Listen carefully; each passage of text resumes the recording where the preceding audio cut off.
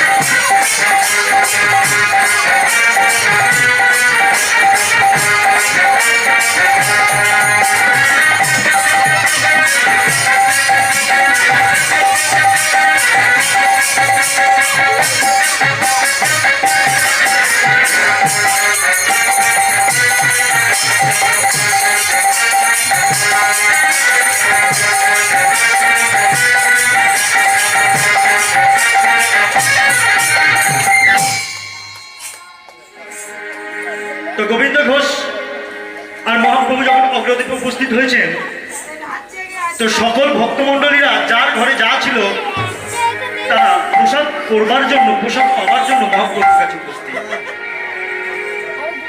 তা মহাপ্রভু এত ভক্তমণ্ডলীর ডালা দেখে বলছে, গোবিন্দ ঘোষ, আমি তো বৈষ্ণব মানুষ, আমি তো এত প্রসাদ গ্রহণ করতে পারবো না।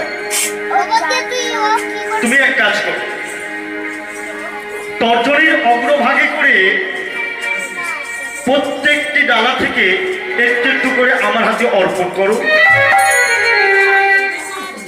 আমি এক মুষ্টি ভিক্ষা গ্রহণ করবো।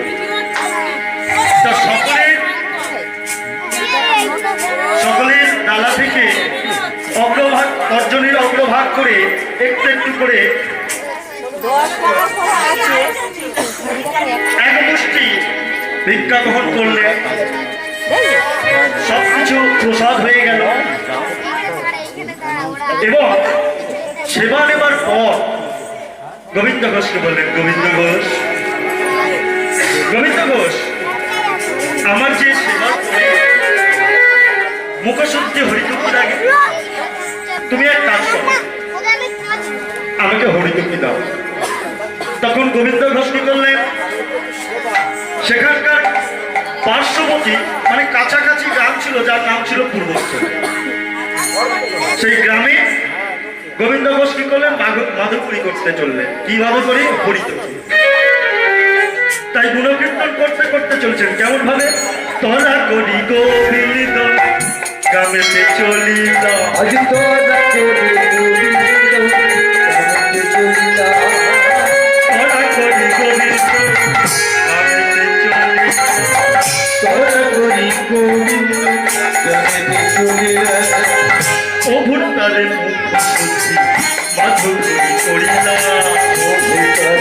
মুখশুদ্ধি মাধুপুরি করিল, ও ভূতারে মুখশুদ্ধি মাধুপুরি করিল, ও ভুটারে মুখশুদ্ধি মাধুপুরি করিল, ও ভূতারে মুখশুদ্ধি মাধুপুরি করিল, ও ভুটারে মুখশুদ্ধি মাধুপুরি করিল, ভূতারে মুখশুদ্ধি মাধুপুরি করিল, হরি হরি হরি হরি গৌর হরি সেবার করে, হরি আমার গৌর হরি সেবার করে, হরি একটি হরি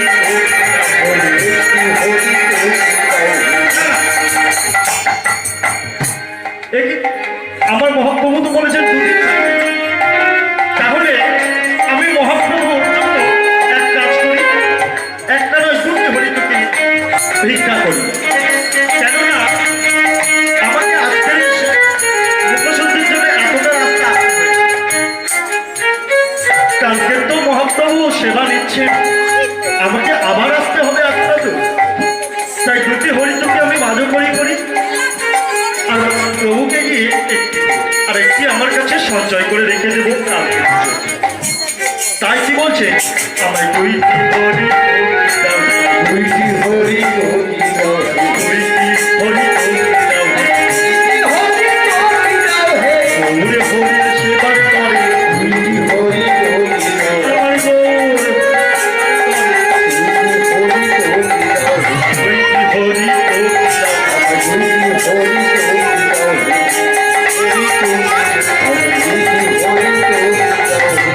দুইটি হরি তো কি লই, প্রভুর কাছে আইলা,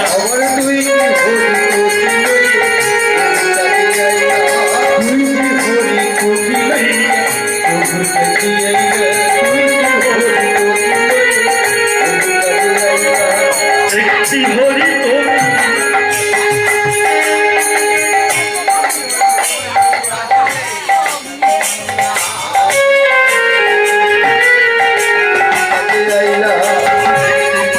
করে দিলা, একটি কাছে রাখিলা, একটি প্রভু করে দিলা, একটি কাছে রাখিলা,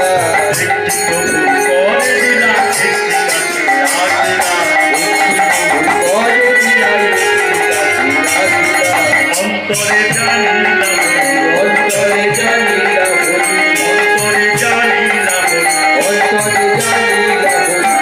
গোবিন্দের চাতুরি,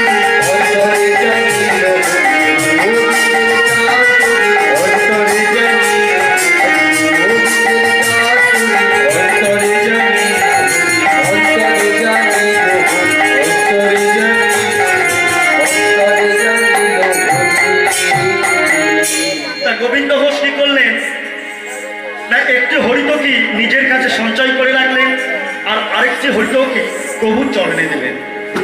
তা প্রভু যখন সেবা করলেন তখন প্রভু মনে মনে করছেন, গোবিন্দ ঘোষ, আমি তোমার চাতুরি বুঝে ফেলেছি, তুমি সন্ন্যাসী মানুষ হয়ে সঞ্চয় করে রাখলে, পরবর্তী দিন আগত হলো, মহাপ্রভু আবার সেবা গ্রহণ করলেন। মুখশুদ্ধির জন্য গোবিন্দ ঘোষকে আবার হরিটুকি চাইলেন। গোবিন্দ ঘোষ আজকে তোমাকে সাজা পেতে হবে, তুমি প্রস্তুত হও। গোবিন্দ ঘোষের সঞ্চয় করা সেই হরিতকে নিয়ে প্রভুর চরণ হস্তে অর্পণ করলেন। এই নিন প্রভু। গোবিন্দ ঘোষ, এই হরিতকে তুমি কোথায় পেলে? প্রভু, আমি কালকে দুটি হরিতকেই মাদকরি করেছিলাম। একটি আপনাকে আগামীকাল দিয়েছি, গতকাল দিয়েছি, আর একটি সঞ্চয় করে রেখেছিলাম আজকের জন্য, সেটি আপনার হাতে অর্পণ করলাম। গোবিন্দ ঘোষ, তুমি না সন্ন্যাসী? তুমি কি জানো না সন্ন্যাসীর নাই আছে সঞ্চয়ের অধিকার? সঞ্চয়ের অধিকার, সন্ন্যাসীর নাই আছে সঞ্চয়ের অধিকার। সঞ্চয়ের অধিকার, সন্ন্যাসীর নাই আছে সঞ্চয়ের অধিকার।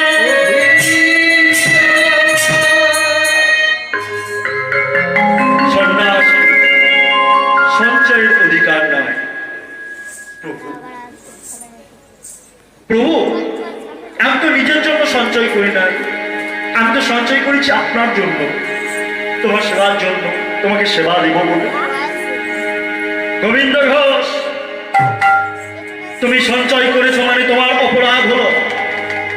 আজকে আজকে এই মুহূর্তে আমি তোমাকে এই অগ্রদীপ এবং ঘাত করে নির্বাসন দেব না। প্রভু, এমন কথা বলো না, এমন কথা বলো না প্রভু। মায়েরা একটা কথা বলে রাখি, মহাপ্রভু ছিলেন খুব কঠিন প্রকৃতির মানুষ। এমন কঠিন প্রকৃতির মানুষ এই বিশ্বে সারা জগতে খুঁজে পাওয়া যাবে না। মহাপ্রভু সরল থাকলে কি হবে, ওনার ভেতরটা যতটাই নরম ততটাই আবার কঠিন। দেখবেন নারকেলের শ্বাস আমরা খাই, খুব সুস্বাদু হয়, খাই তো, হ্যাঁ, কিন্তু অনেক সময় ওই নারকেলের শ্বাসকে অনেকে অ্যাসিড হয় না। মহাপ্রভু ছিলেন ঠিক তেমন, যতটা নরম ততটাই কঠিন। এমনও দিন গেছে মহাপ্রভুর জন্য কত ভক্তকে আত্মহত্যা করতে হয়েছে। এটা গল্প কথা নয়, সত্য কথা। যখন যখন উনি নীলাচলে থাকতেন, একজন পরম ভক্ত ছিল, যার নাম ছিল কি জানেন? তার নাম ছিল হরিদাস। কীর্তন জগতে দুইটি হরিদাস, একজন একজন ছিলেন কীর্তনের হরিদাস, যিনি 22 বাজারের বেত্তাঘাট হরিনাথকে আশ্রয় করেছিলেন। হাবিবুল্লাহর পুত্র হরিশ ওরফে হরিদাস। আরেকটা হরিদাস ছিল, যার বাড়ি ছিল ওই নীলাচল জগন্নাথ ধাম। একদিন মহাপ্রভু কোনোদিন নিজে ভিক্ষা করতেন না, তিনি কোনোদিন নিজে ভিক্ষা করতেন না, ভক্তরাই ওনার ভিক্ষা করে এনে দিত, মাধবগুড়ি করে এনে দিত। তা সেই দিন কি হয়েছে না, ওই হরিদাস তাকে পাঠানো হয়েছে মাধবগুড়ি করতে। হরিদাস, ছোট্ট হরিদাস, ছোট্ট একদম বাচ্চা। তো সেই ছোট্ট হরিদাস ভিক্ষা করতে চলেছে। ভিক্ষা করতে করতে চারিদিক থেকে ভিক্ষা করে মহাপ্রভুর করে যখন অর্পণ করছে মাধবগুড়ি, তখন মহাপ্রভু প্রধান্বিত হয়ে বলল, হরিদাস, তুই কি করেছিস? মহাপ্রভুকে একজন কামনা করেছিলেন, যার নাম ছিল মাধব। সেই কামনার গন্ধে হাত দিয়ে ওই হরিদাসকে ওই তন্ডুর ভিক্ষা দিয়েছিল হরিদাস। সেই কামনার তন্ডুল নিয়ে মহাপ্রভুর হাতে যখন পড়েছে, মহাপ্রভু স্মরণে হয়ে গেল যে এই তন্ডুল সেই মাধবীর কাছে এসে, হরিদাস, দূর হয়ে যা, আমার চোখের সামনে থেকে দূর হয়ে যা। করেছে। যা, আর জীবনে যেন তোর মুখ দর্শন করতে না হয়। চলে গেলেন হরিদাস। একদিন যায়, দুদিন যায়, এক সপ্তাহ যায়, এক মাস যায়, হরিদাস কিন্তু আর মহাপ্রভুর সামনে এসে দাঁড়ালেন না। এইভাবে যখন 3 মাস চলে গেল, একদিন গদাধরকে জিজ্ঞাসা করছে আমার মহাপ্রভু যে গদাধর, আমার সেই ছোট্ট হরিদাস কোথায়? তখন গদাধর কাঁদছে আর বলছে, প্রভু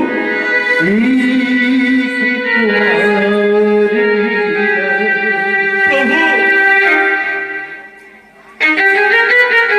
তুমি তো বলেছিলে ওর মুখ দর্শন করবে না, তাই ওই হরিদাস, ছোট্ট হরিদাস জগন্নাথ ধামের গঙ্গার সঙ্গে বিলীন হয়ে গেছে, নিজেকে শেষ করে ফেলেছে, আত্মহত্যা করেছে। মহাপ্রভু চুপ করে থাকলেন।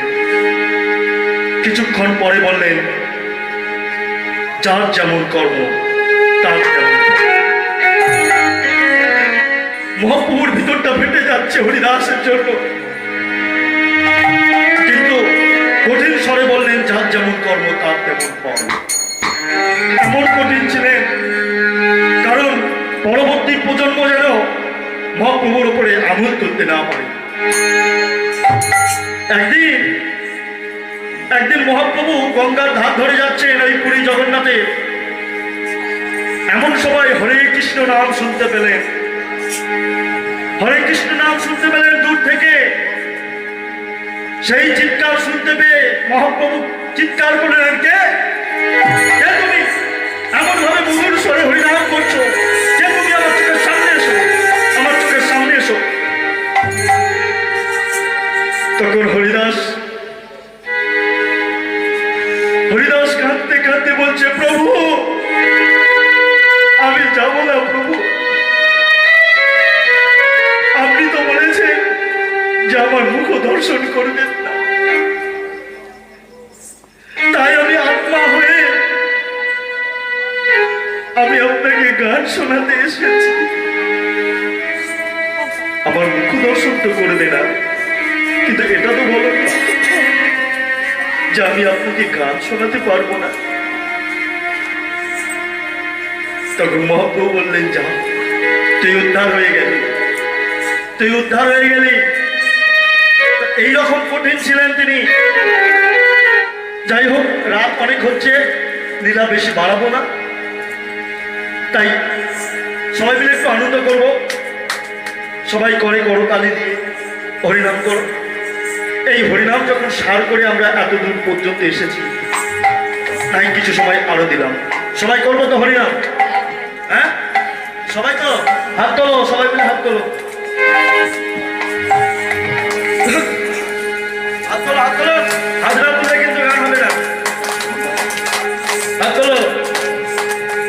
জয় গোবিন্দ, জয় গোপাল, ভজ মনুষ্য রাধে। জয় গোবিন্দ, জয় গোবিন্দ, জয় গোপাল, ভজ মনুষ্য রাধে। ওইভাবে হাততালি দিলে হবে না। এখানে ইংল্যান্ড নেই, আমেরিকা নেই, ইন্ডিয়া একসঙ্গে, সবই তো একই জায়গা। তা ঘড়ির কাঁটা এরকম আপ ডাউন ঘুরছে কেন? হ্যাঁ, এইভাবে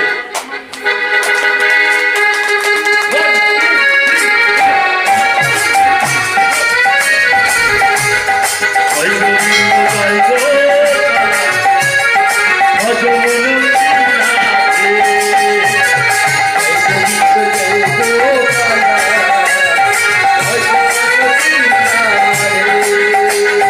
জয় গোবিন্দ, জয় গোবিন্দ, জয় গোবিন্দ, জয় গোপাল।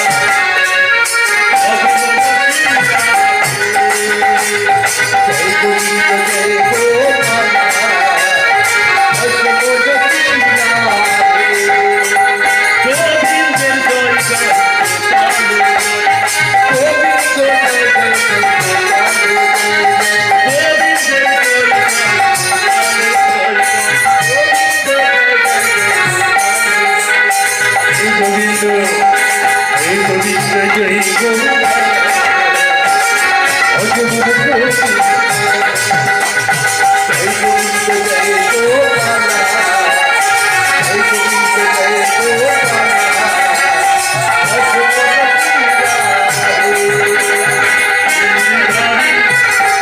বিহারী তুমি রস বিহারী